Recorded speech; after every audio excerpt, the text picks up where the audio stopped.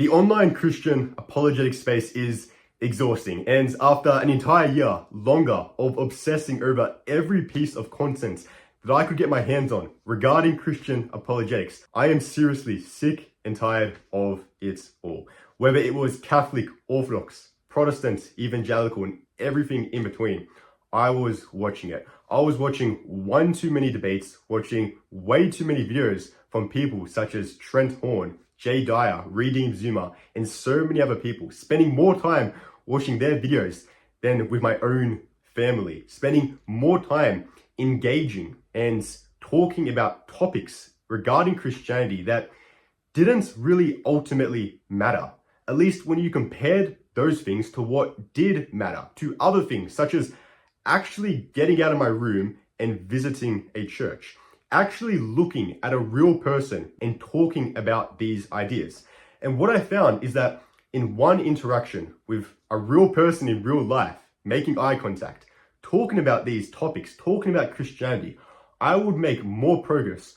I would learn more than months of being online in the online Christian space. Now, that's not to say that there's not a lot of benefits in the online Christian space. I can go through several, but it is to say that I wish that there was someone there before I stepped into the online Christian apologetic space who could have made a video like this, could have gave some advice, some tips, and some caution, some warnings, how to really focus on what does matter, how to not get caught engaging in things that really don't ultimately matter, especially when compared to actually going out of your room and visiting a real church and facing people, making eye contact with real people. And I also want to pose some general questions, such as, if we truly believe that we have the correct Christian message, and we're so wholeheartedly believing that we're willing to go on the internet, put our face on the internet and share that message, how should we actually go about sharing that message? Should we be polemical, trying to prove how every other church,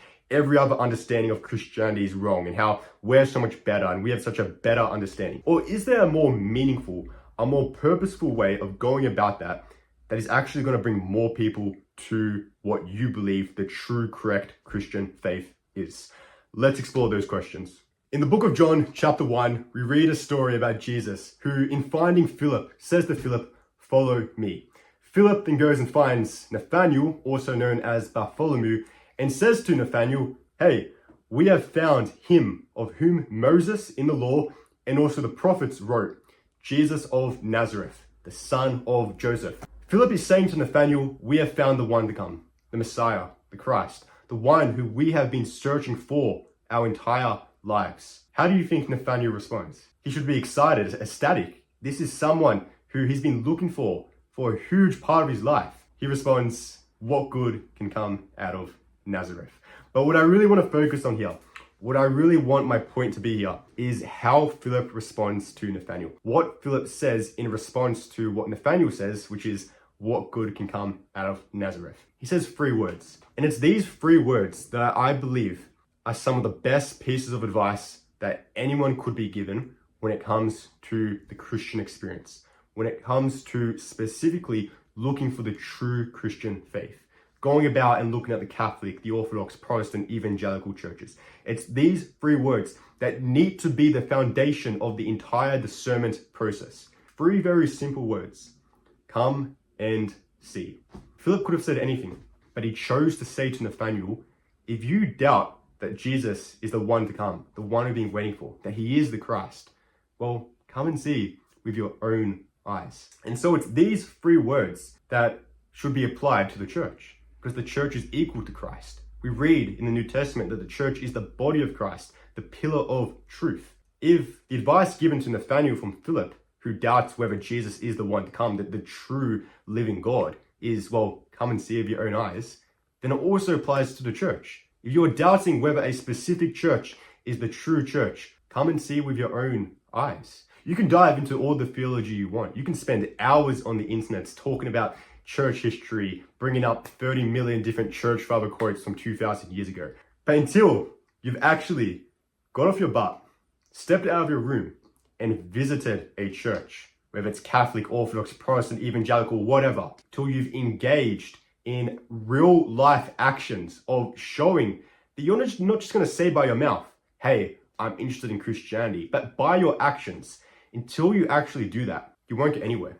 And I can say this because I got nowhere until I actually went out of my room and visited a church. This needs to be the foundation. This needs to be the first piece of advice that anyone is given when they're discerning Christianity, when they're going onto the online Christian space. Hey, this theology, this church history, this is good. This has its place. But ultimately, its purpose is not just to keep you in your room, not to turn you into some philosopher, theologian. It's to get you out there and into the body of Christ, where you can experience Christ. I am so grateful that I got this piece of advice because I live in Australia, right? I have a very Western upbringing. And here, things are very logical, things are very secular and very rational. There's not really a spiritual religious belief in Australia. That's kind of looked at as fairy tales. And so naturally, whenever I approach anything, I come from a very rational perspective. But what I had to learn very quickly was that it didn't matter how wise I could think myself into being. It didn't matter how logically I could explain whatever I wanted to explain. I could never put God into a box. Never. Because God is so much greater. God is infinite. The human language, I would never be able to use it to explain God. Because the human language is a human creation. God is up here. How then can I approach God? How then can I understand God? How then can I come and find the living God? How then can I truly find the true church? Well, through experience. Think about this, yeah? You find someone who's had a spiritual experience, who's had an experience of God, Christianity, even just general spirituality. And it's very common they'll say to you, no words can describe it, and that you have to experience. And it's the exact same thing for God. It's the exact same thing for Christianity. It's the exact same thing for church. Jesus is experienced through experience, through the heart, not through words, not through the mind. Those things can help. Those things can aid us. But ultimately, until you truly step into an experience with God, step into the church, step into a relationship, a spiritual relationship with Christ, you're not going to get anywhere. I speak from experience wholeheartedly, and I know so many other people, so many converts will agree with me that not until they actually went into a church did they actually see things get somewhere. Now, this is difficult to hear. I have a lot of friends who are interested in Christianity, are interested in joining a church. And the first piece of advice I give them is to go and visit a priest, to go and visit a church. Think about this, yeah? Let's say you said to me, hey Caden, hey Bart, I want to become a soccer player. I'm really interested in playing soccer and I really want to get going. What would your next step be? What would your next action be? To go and find a soccer team, to go and find a soccer coach.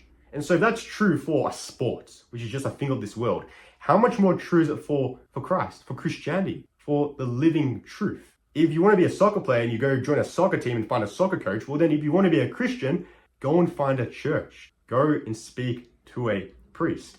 Otherwise, you're just kind of sitting there on your butt saying, yeah, one day I'll be a soccer player. One day, I'll kind of look into it. But for now, I'm just going to really study how the best soccer teams in the world play and what their best skills and tactics and strategies are. Does that make sense? So really emphasize experience, really emphasize action. And I'm going to be honest, it's going to be difficult. I'm a Western Australian man walking into an Orthodox church, which comes from Eastern European lands, speaking a language I don't understand with cultures and customs that are very foreign to me. I look like an absolute outsider, an absolute foreigner. But over time, things get easier. Over time, you understand things. Over time, you join the community. Over time, things, as I said, just become easier. And ultimately, what are we here for? Are we here for ease? Are we here for convenience? Or are we here to find the truth? And so as you go about your journey, okay, know that you're not here for ease. You're not here for convenience. You're not here to find somewhere where you're going to fit in. You're here to find the truth. You're here to find the experience of the living God. Now, how should we actually be going about Christian apologetics? How should we actually be going about exploring the truth? Because the reality is that I can sit here all I want and encourage you to go out and visit a church and to actually focus on experience. But ultimately, doctrine is also very important. Having the correct theology is also very important because unfortunately, you can also get led astray by experience. Now, this is why having a connection with Christ, this is why having good people around you is very important because it's in that connection with Christ and having good people around you that you can pray that you will be led unto truth and not be led astray. But the reality is that you can find a lot of Christians who will say to you, yes, I focused on experience. and I ended up at a Protestant, at an evangelical church, at a Catholic, at an Orthodox church. And so what is the dividing factor going to be? And I think one potential dividing factor is theology, is church history. But how do we actually go about that? Should we be aiming to watch as many videos as possible talking about the papacy and the filioque and uncreated created grace and the sola scriptura, faith versus works? Should we just be obsessing over that? Or is there a better way to learn about those things? If I'm going to be honest, there's a lot of good stuff on the internet talking about theology, talking about church history. But what I found is that a majority, like 90%, is just very low quality, repeated crap of people who aren't really there to really be objective, really be neutral and find truth, but rather to strawman a bunch of opposing positions and just kind of show how much wiser and better they are. And I know this because it was me for a bit. Rather than going out there and still manning someone else's position, rather than trying to be as objective as fair and truly understand someone else's position, even if they oppose my understanding, I would go out there and just try to show that they're wrong, that they're stupid, that they don't know what they're talking about. And I realized very quickly that this was getting me nowhere. And that even if I had the true faith, even if I had the true correct understanding, I had no peace. I wasn't feeling any peace whatsoever. As I would engage in comments on YouTube comment sections, talking about theology, bringing up this church father quote, referring to this ecumenical council, very rarely, if not at all, was my goal to really understand the other person's position and to really see whether, hey, I might be wrong. Hey, this person might know something that I don't. Almost always, it was purely just to prove the person across me wrong, just to show that I'm better. And I think this is more than prevalent in today's age, especially with the internet, especially with things like ChatGPT, where you can hear a very good argument from someone regarding why their faith, their understanding of Christianity is better. And then all you got to do is copy and paste it onto ChatGPT, and then you can get a very good response back. And what this points out, what this shows, is that the goal isn't really to learn something new. The goal isn't really to see whether I've made a mistake in my faith, whether there's something that I've missed out on, whether there's something that I haven't learnt about, but purely to prove the other person wrong. What I want to emphasize here is that real life interactions need to be a priority over going on the internet and debating apologetics, about trying to prove your position, being polemical on the internet. Real life interactions where you can sit across someone who doesn't have ChatGPT at their hand and you don't have ChatGPT at their hand, but you're purely just trying to understand the other person's position. And this is what I always try to focus on when I meet someone who's non-Orthodox Christian or just not Christian. They might be another religion. They might be Catholic, Protestant, evangelical, whatever. I try to understand them. I try to see what has led them to their position. If I was in their shoes, would I maybe be in a very similar position? Yeah, probably. If I was raised in a Protestant evangelical family, yeah, I'd probably still be Protestant evangelical. I'd be finding it very difficult to look elsewhere. We can't just look at people and completely ignore that they are a real person who's had a real upbringing. When we look at people's theologies, people's understandings of Christianity, we need to look at on a holistic level. You know, I was speaking with what might be described as an evangelical the other day. One thing I try to do when I talk to someone of a different faith is I just try to get to know them. Yeah, me immediately getting into showing why the Orthodox faith is so much better and why they're utterly wrong. Even if I do it correctly, even if I prove how they're wrong, chances are they're not gonna the next day go and get baptized into the Orthodox Church. The reality is that people don't come to Christianity. People don't come to expressing a certain faith, as I've already mentioned, purely out of the mind, out of experience. And I really think that if we're going to go out there, of course, our ultimate goal is to bring people to Christianity and to our understanding of Christianity because, well, we believe we have the truth. And of course, the truth will set you free. And so anyone outside of that truth, well, is not free. But we really need to give good thought to how we're going to go about that. And I really think coming from an apologetic, polemical manner, online or in person, is counterintuitive. Even if you're right, even if you know everything, you know all the theology, all the church history, you can talk about this church father, this ecumenical council, it is counterintuitive and it doesn't actually do what you're trying to do. And so what does then? I think it's ultimately realizing that what ultimately brings someone to Christ, what ultimately brings someone to the church is God, is Christ. That's between God and that person. And you can be there to kind of inspire. You can be there to aid them. You can be there to answer questions they may have about Christianity. But the only thing that's going to bring them to Christ is Christ and their voluntary, free decision. This is something that I've been thinking about a lot with a good friend of mine who's been discerning Christianity just like myself. And I've had to realize that ultimately he has to make the voluntary free decision. He needs to voluntarily actually look at a faith, at Christian faith, and make a wholehearted free decision to step into that faith. And that is the most important aspect of following Christ, is that it's free. The reason why is because the minute it's involuntary, the minute it's not free, the minute it's forced, is the minute it means nothing at all. And I know myself, if I had someone around me trying to force me to become a certain type of Christian, trying to force me to believe a certain way, I would be repulsed. So the best way to go about it is, to leave it between them and God, to be there for other people and say, hey, if you ever want to talk about this, talk about theology, church history, in a neutral, objective way, not in this way where I want to force you to become, the Christian I want you to become. I'm here for you. And then to pray for them, to pray to God, hey, God, I believe this is the truth. And I believe that this person is yearning for that truth. And I believe they're going to find everything that they are after in this truth. Can you guide them to that? Can you help them? Can you hear my request? Please, Lord, and help this person. That needs to be the basis. And I really think it's these two things. Recognizing that the ultimate foundation of our approach to online Christian apologetics and our approach to Christianity and discerning the true church needs to be experienced. What brings people to Christianity, what brings people to Christ, to confessing a certain church's faith, is very rarely polemics, apologetics, church history. It's a spiritual experience, an experience that can't be put into words, an experience of God through the heart, of stepping into a church, of stepping into a group of people and seeing the fruits speak for themselves. And so I really think if you're someone out there who's gotten to the point where you believe you have the truth, the aim should not be to force church history, polemics, and theology down someone else's throat, okay? The aim needs to be to live it out, to respect that person's free will, that ultimately the only way they're going to come to Christianity is through their own free will and through Christ. Nothing that you do, anything that you do is only going to be by the grace of God.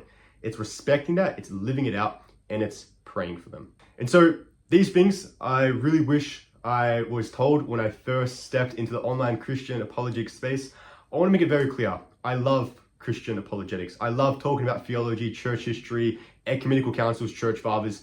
It's very entertaining, it's very fun, but it has its risks and you can get very caught up in things that don't matter. Although you're in a Christian area, you can very much just start acting like a worldly person. You can at times not know whether you're discussing something of the world or of the other world, of the heaven world. And so it's these things, it's these pieces of advice, these answers to the questions that I really think need to be answered, that I wish I had a video of when I first started out. And I believe these things are very important and need to be thought about by everyone looking into Christianity, about how to actually go about that process, because we're all going to come across converts. We're all going to come across, especially in the West, people who are interested in Christianity, and we need to be ready to point them in the right direction. Most people aren't going to go to a church or to a priest as their first step of interest. They're going to go to the internet. They're going to go to you, and they're going to ask for advice. And if we can lead them then to the church, if we can lead them to a priest, that needs to be the focus. We need to lead them to experience, not to us, right? We're just the means, right? We're the vehicle. That needs to be the focus. And that's what I want this channel to be heavily emphasized on is, hey, I'm just a means. I'm just here because the first place I went to when I wanted to learn about Christianity was the internet, was to YouTube. But then I had to go to the church. I had to go and visit a priest. And so that needs to be focused. I utterly wish I had a video like this. I want to make it very clear that I love Christian apologetics. I love the theology, the ecumenical councils, the church fathers. Many Christian friends of mine will be very quick to tell you how I can yap about this stuff forever. But it's very important that we actually think about it, because I've noticed myself get caught up into it way too many times, and it can be detrimental to your spiritual health. I've found myself in times, especially during my discernment process, where I wouldn't be praying. I would forget to pray because I was so caught up in apologetics. I was so caught up in church history. But what was I really here for? Was I here to become a history professor or a theologian? No, I was here to follow Christ. And what's going to allow me to develop a relationship with Christ better, okay? Learning about all the 7 ecumenical councils and all about the church fathers and the papacy and the filioque, or focusing on my prayer life. Of course, that has its place, that can be beneficial, but focusing on the prayer life and actually going out and experiencing the church, visiting a priest, was where I found the most benefit. I hope this video will help anyone, especially if you're new to Christianity, new to the discernment process. And yeah, thank you for watching. God bless.